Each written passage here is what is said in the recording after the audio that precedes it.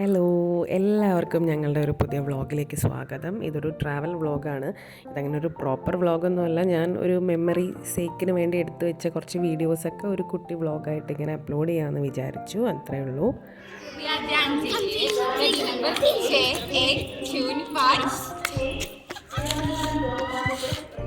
എല്ലാ വെക്കേഷനും ഒരു family trip പതിവുള്ളതാണ്. അപ്പോൾ ഈ പ്രാവശ്യം എവിടെ പോകണം എന്നിങ്ങനെ പ്ലാൻ ചെയ്യുമ്പോഴൊക്കെ ഗോവ ഗോവ ഗോവ ഗോവ ഇതാണ് തുടക്കം മുതലുണ്ടായിരുന്നത്. ഗോവയ്ക്ക് പോകണം എന്നുള്ളതായിരുന്നു മെയിനായിട്ട്. എൻ്റെയും ആരതിയുടെയും കുഞ്ചുവിൻ്റെയും ഒരു പ്രാന്തനാണ്. ഞങ്ങളാണ് ഗോവയ്ക്ക് പോകാമെന്ന് പറഞ്ഞുകൊണ്ടിരുന്നത്.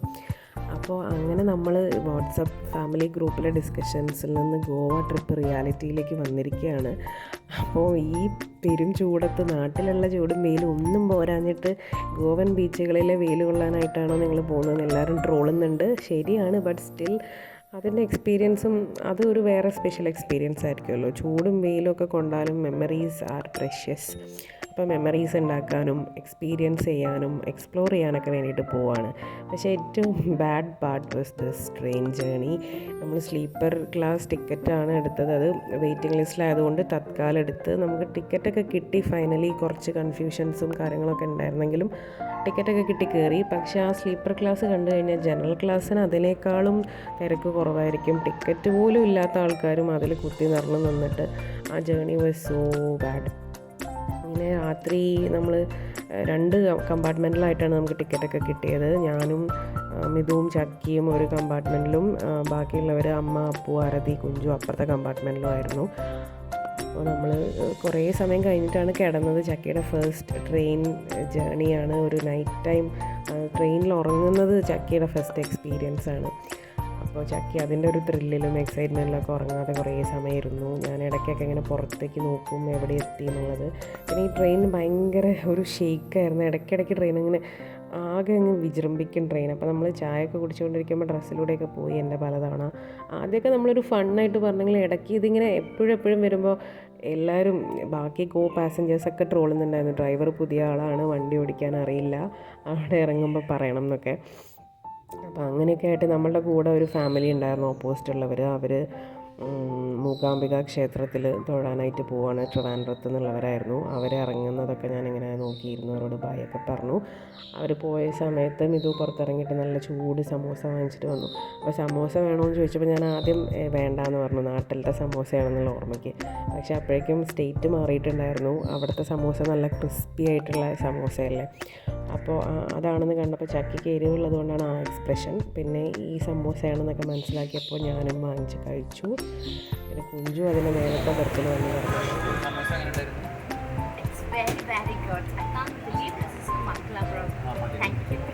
പോയിക്കോളും.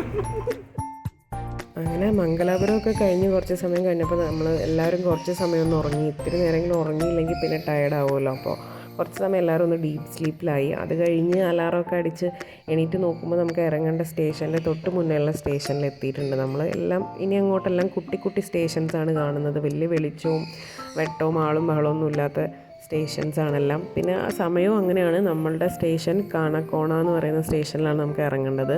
അപ്പോൾ അവിടെയും നമ്മൾ എത്തുമ്പോൾ 4 മണിയൊക്കെയാണ് സമയമാവുക. അപ്പോൾ കുട്ടി സ്റ്റേഷനാണ്. അവിടെ നിന്ന് നമുക്ക് ഓട്ടോയും ടാക്സിയും ഒക്കെ കിട്ടുമോ എന്നുള്ളതൊന്നും അറിയില്ല എന്നുള്ളൊരു കൺഫ്യൂഷനിലുണ്ട്. നമ്മൾ സ്റ്റേ ചെയ്യുന്ന സ്ഥലത്ത് വിളിച്ച് പറഞ്ഞിട്ടൊരു ടാക്സി അറേഞ്ച് ചെയ്തിട്ടുണ്ട്. അയാൾ അവിടെ വരും എന്നാണ് പറഞ്ഞിരിക്കുന്നത്. അയാളുടെ നമ്പറുണ്ട്, അയാളെ കോൺടാക്റ്റ് ചെയ്യണം. അപ്പോൾ കുട്ടി സ്റ്റേഷൻ ആയതുകൊണ്ട് എന്തായിരിക്കും എങ്ങനെ ആയിരിക്കും എന്നൊക്കെയുള്ള ചെറിയൊരു ടെൻഷനുണ്ട്.